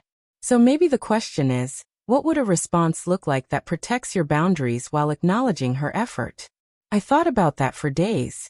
Finally, I wrote back. Vanessa, thank you for your email. I appreciate you taking the time to reflect and share that with me. I know it probably wasn't easy to write. I'm glad you're in therapy and working on understanding these patterns. That's important work. I want you to know that I don't hate you. I'm hurt and angry about how things unfolded. But I don't hate you. You're my sister, and part of me will always love you. But I'm not ready to rebuild our relationship right now. I need more time and more evidence of sustained change, not just words but actions. I hope you can understand that. I'm glad you're working on yourself. I'm working on myself too. Maybe someday we can work on us. Harper. I hit send before I could second guess myself. Whether anything would come of it, I didn't know. But it felt right to acknowledge her effort while maintaining my boundaries. That was growth, I realized. Being able to hold both truths at once, that someone could be genuinely trying, and that I could still protect myself from them. Spring arrived in Austin with its usual explosion of wildflowers and perfect weather before the brutal summer heat set in. I had been living separately from my family for 6 months, and the transformation in my life was undeniable. My bank account was healthier. My stress levels were lower. My friendships were deeper. I was sleeping better, laughing more, finding joy in small moments that used to be overshadowed by family drama. Ruby and I had maintained our text relationship, and occasionally I took her out for dinner or a movie when Vanessa allowed it. Those visits were precious, uncomplicated by the weight of adult dysfunction. Ruby never asked me to come back to family events. Seemed to understand intuitively that some rifts couldn't be easily mended. But she told me about school, about her guitar lessons, about her friends and dreams and fears. And I listened, really listened, without the distraction of wondering when someone would ask me for money. In April, I received a call from Dad. It was brief, awkward, but meaningful. He asked if I'd be willing to meet him for lunch, just the two of us. I agreed, curious about what he wanted to say. We met at a diner near his house, neutral territory. He looked older than I remembered, more gray in his hair, deeper lines around his eyes. We made small talk for a while, dancing around the real conversation. Finally, over coffee and pie, he said what he'd come to say. I talked to my therapist, he started, and I almost laughed. Everyone in my family was suddenly in therapy. She helped me understand that I was emotionally absent for most of your childhood and adulthood. That I let your mother and sister manage family relationships, while I hid behind work and hobbies. And that my absence made you vulnerable to being exploited, because there was no one protecting you. He paused, stirring his coffee even though he'd already added sugar. I'm sorry, Harper. For not seeing what was happening. For not standing up for you. For taking your generosity for granted. For forgetting your birthday, and expecting you to fund mine. For all of it. I don't know if I can be the father you needed me to be, but I want to try. If you'll let me. I felt tears prick my eyes. That's all I ever wanted, I said quietly. For someone to see what was happening and care enough to do something about it. We talked for 2 more hours, the longest real conversation we'd had in years. He told me about his own childhood, about learning from his father that emotions were weakness, and providing financially was the only role a man needed to play. He told me about watching me grow up competent and capable, and assuming I didn't need anything from him because I seemed so self-sufficient. He told me about his regrets, his shame, his desire to do better in whatever time we had left. I don't know if we can fix this, I told him honestly. There's a lot of hurt and a lot of years of patterns that need to change. But I'm willing to try if you are. Really try, not just words but actions. He nodded. I understand. And I'm willing. Whatever it takes. We left the diner with a tentative plan. Weekly phone calls, no discussion of Vanessa or family drama unless I brought it up first. Genuine interest in my life rather than just updates on his. It wasn't a full reconciliation, but it was a beginning. Over the following months, Dad kept his word. He called every Sunday evening, asking about my work, my pottery class, my friends. He sent articles he thought I'd find interesting. He remembered details from previous conversations and followed up on them. Slowly, carefully, we started building something real. By summer, my relationship with my family had settled into a new configuration. I had regular contact with Dad and Uncle Steve. Occasional awkward but civil text exchanges with Vanessa, who was apparently making real changes in therapy and had stopped asking me for money entirely. Minimal contact with Mom, who still seemed unable to acknowledge her role in what had happened. And beautiful, uncomplicated love with Ruby, who was growing into a thoughtful, observant young woman. It wasn't the family I'd once had or the family I'd once wanted. But it was honest and it was sustainable, and most importantly, it was on my terms. I was sitting on my balcony one evening in late June, watching the sun set over the lake in shades of gold and pink, when I received a text from Imani. How are you doing? Really? I thought about that question. A year ago, I would have said I was fine while drowning in family obligations and resentment. 6 months ago, I would have said I was healing but scared. But now? Now I'm good, I texted back. Really good. Better than I've been in years. And I meant it. The journey from being my family's ATM to being my own person had been painful and lonely and terrifying. But on the other side of it, I had found something precious. Myself. Not the role I played or the function I served, but the actual person underneath all those layers of obligation and performance. I had learned that saying no didn't make me selfish. That boundaries weren't punishment but protection. That love without reciprocity wasn't love at all. Just exploitation wearing a family name. I had learned that sometimes the people who should protect you are the ones you need protection from. And I had learned that choosing yourself isn't betrayal, it's survival. As the sun dipped below the horizon and the first stars appeared in the darkening sky, I raised my glass of wine in a quiet toast. To second chances and new beginnings. To chosen family and real love. To spreadsheets and therapy and the courage to walk away from people who couldn't see your worth. To 40 and beyond. To birthdays celebrated and boundaries honored. To me finally after all these years. To me. The next morning, I woke to a text from Ruby with a video attached. She had recorded herself playing guitar, a song she'd been practicing for months. The caption read, "I learned this for you, Aunt Harper. It's called Brave." I watched the video 3 times, tears streaming down my face, because that's exactly what this year had been about. Learning to be brave. Learning that bravery wasn't staying in toxic situations. It was having the courage to leave. Learning that the opposite of family obligation wasn't selfishness, it was self-preservation. And learning that sometimes the most loving thing you can do is save yourself first, because you can't pour from an empty cup, and I had been running on empty for far too long. I texted Ruby back, "You're amazing and I'm so proud of you. Thank you for this gift." Then I got up, made coffee and started my day. I had a life to live, a self to nurture, a future to build. And for the first time in 40 years, that future felt entirely my own. Not borrowed or obligated or conditional. Just mine. Fully, completely, unapologetically mine. The story didn't have a tidy ending with a big family reconciliation or dramatic confessions. Real life rarely does. But it had something better. Resolution. The kind that comes from finally understanding your worth, setting boundaries that protect it, and building a life where you're celebrated rather than exploited. Where your birthday matters just as much as everyone else's. Where love is measured in presence and care rather than dollars and sacrifice. Where family is defined not by blood, but by who shows up with genuine love and respect. And that, I realized as I sipped my coffee and watched the morning light dance across the lake, was more than enough. It was everything. 6 months later, on my 41st birthday, my phone buzzed all day with messages. Imani sent flowers.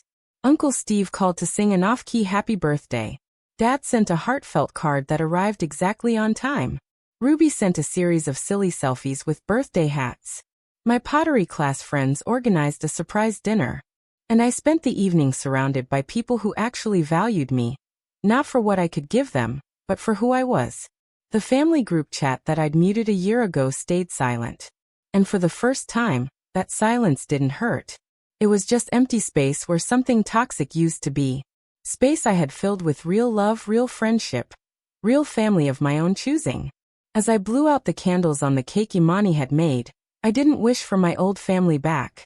I wished for continued courage to keep choosing myself, to keep building this life I'd fought so hard to claim. And when I opened my eyes and saw the faces around me, people who had shown up without expectation or obligation, I knew that wish had already come true. The weeks following my 41st birthday brought unexpected developments. I was at my office reviewing quarterly sales figures when my phone rang with Vanessa's name on the screen. We hadn't spoken directly in months, only exchanged brief texts about coordinating Ruby visits. I hesitated before answering, old instincts screaming at me to protect myself, but curiosity won out. "Hello. Harper," Vanessa said, her voice shaky. "I need to tell you something. I'm not asking for money or help or anything. I just need you to hear this." "Go ahead," I said carefully, already bracing for whatever manipulation might be coming. "Troy and I sat down with our financial advisor last week," she continued.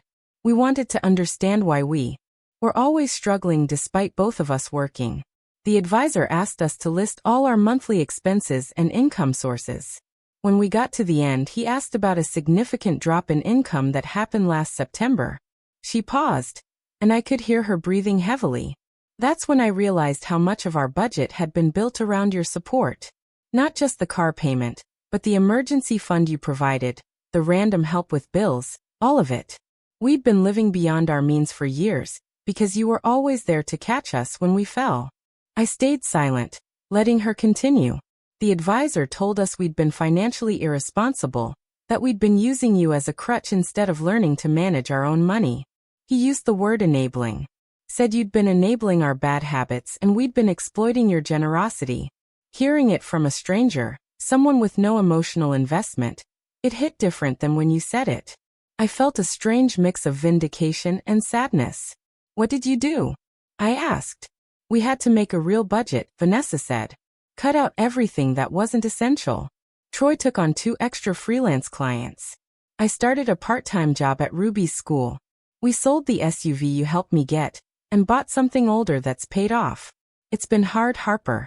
Really hard. But we're making it work. For the first time in years, we're actually living within our means." "That's good," I said, meaning it. "That's really good, Vanessa. I know you probably don't care," she said quietly, "but I needed you to know. I needed you to know that losing your support was the wake-up call we needed. It forced us to grow up, to take responsibility. And I'm sorry it took that for me to see what I'd been doing to you." "I do care," I said. "You're still my sister. I want you to succeed and be healthy. I just can't be your safety net anymore." "I understand," she said. "And I'm not asking you to be. I'm just saying thank you for helping us when we needed it, and for stopping when we needed that too, even if it didn't feel like it at the time." We talked for a few more minutes before hanging up, the conversation surprisingly free of the tension that had characterized all our recent interactions. After we disconnected, I sat at my desk for a long time, thinking about the complexity of family relationships, how the same action could be both harmful and necessary, how sometimes the kindest thing you could do for someone was refused to save them. That evening, I met Dr. Thornton for what had become our biweekly sessions. I told her about the conversation with Vanessa, about the unexpected acknowledgement and growth. She leaned back in her chair, a slight smile on her face. "How does it feel to hear that?" she asked. "Complicated," I admitted. "Part of me feels validated, like finally someone sees what I was trying to explain. But part of me feels sad that it took complete estrangement for them to figure out basic financial responsibility." "Both of those feelings can be true," Dr. Thornton said. "You can be glad they're growing while also grieving the years of dysfunction that led to this point. That's not contradictory, that's human." "Do you think we can have a real relationship now?" I asked. "Now that she's acknowledging what happened?" "That depends," Dr. Thornton said. "Can you have a relationship with Vanessa that doesn't involve you managing her life or finances? Can she maintain these changes long term? Or will she slip back into old patterns the moment there's a crisis? And most importantly, can you forgive her while still protecting yourself? Those are questions only time will answer." I nodded slowly, understanding that there were no easy answers, no clean resolutions. Just the messy, ongoing work of being human and navigating complicated relationships with people who had hurt you but were also trying to change. The following weekend, I took Ruby to the Bullock, Texas State History Museum, something she'd been asking to do for months. As we walked through exhibits about Texas independence and the oil boom, she suddenly asked, "Are you and Mom going to be okay?" I looked down at her earnest face, so much older than her 12 years. "I don't know, sweetheart," I said honestly. "We're working on it. But even if things don't go back to the way they were, that doesn't mean we don't love each other. Sometimes people need space to grow." She considered this as we moved into an exhibit about the space program. "I think you needed space from all of us," she said. "Not just Mom. You were always taking care of everyone else. You never took care of yourself." The insight from this 12-year-old stunned me. "You're absolutely right," I said. "How did you get so wise?" She shrugged, grinning. "I'm in therapy too now. Mom got me a therapist after everything happened. She's pretty cool. We talk about family dynamics and boundaries and stuff." "I'm glad," I said, pulling her into a side hug. "Everyone deserves someone to talk to who isn't involved in the family drama." As we continued through the museum, I marveled at how this experience had rippled outward, affecting not just me but everyone in the family system. Vanessa in marriage counseling, Dad seeing his own therapist, Ruby learning about boundaries at 12 years old. It was like pulling one thread had unraveled the whole sweater, exposing all the holes and weak spots that had been hidden beneath the surface. That night, I received an email from Mom. It was the first direct communication we'd had since our phone call months ago. "Harper," it read, "I've been thinking a lot about our last conversation and the things you said. Your father has been attending therapy and it's brought up a lot of issues in our marriage, things we've been avoiding for decades. My therapist suggested I write you a letter, not to send necessarily, but to process my feelings. But I think you deserve to read it. I've spent most of my life trying to keep peace in this family. I saw my role as the mediator, the one who smoothed over conflicts and kept everyone happy. But in doing that, I often dismissed real problems, including your legitimate concerns about being taken advantage of. I told myself I was being fair to everyone, but I see now that I was actually protecting Vanessa at your expense. She's always been more vulnerable, more emotional, and I fell into the pattern of accommodating her needs while expecting you to be strong and self-sufficient. That wasn't fair to you. You needed protection and advocacy too, but I was so focused on managing Vanessa's struggles that I didn't see yours. I don't expect you to forgive me right away, or maybe ever. But I want you to know that I'm working on understanding my role in this family dynamic, and trying to do better. I love you, Harper. I've always loved you. I just didn't show it in the ways you needed. Mom." I read the email 3 times, tears blurring the words by the end. It wasn't a perfect apology, there were still elements of justification and self-protection woven through it. But it was more honest than anything my mother had ever said to me, more vulnerable and real. I didn't respond immediately. Instead, I forwarded it to Dr. Thornton with a note asking for her thoughts before our next session.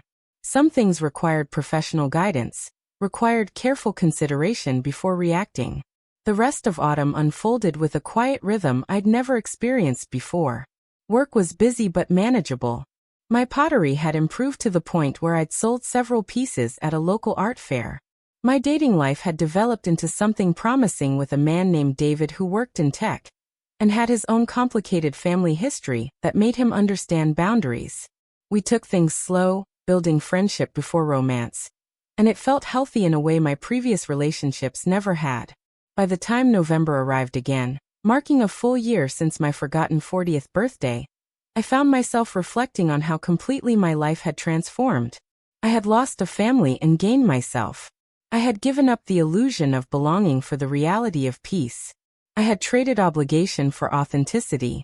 And while there were still hard days, still moments when I missed what I thought my family could be, those moments were increasingly rare. On the anniversary of that forgotten birthday, Imani organized a surprise gathering at my condo. She'd invited everyone who had become important to me over the past year: Uncle Steve, David, my pottery class friends, people from my volunteer work. As I walked in to find my home filled with people who genuinely cared about me, who had shown up not because they wanted something but because they valued my presence, I felt something shift completely.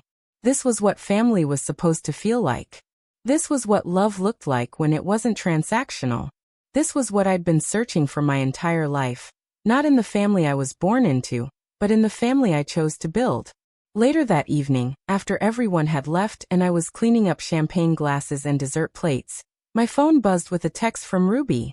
"Happy 1-year anniversary of your reboot, Aunt Harper." That's what my therapist calls it when someone makes a big change in their life. A reboot. "I'm proud of you for rebooting."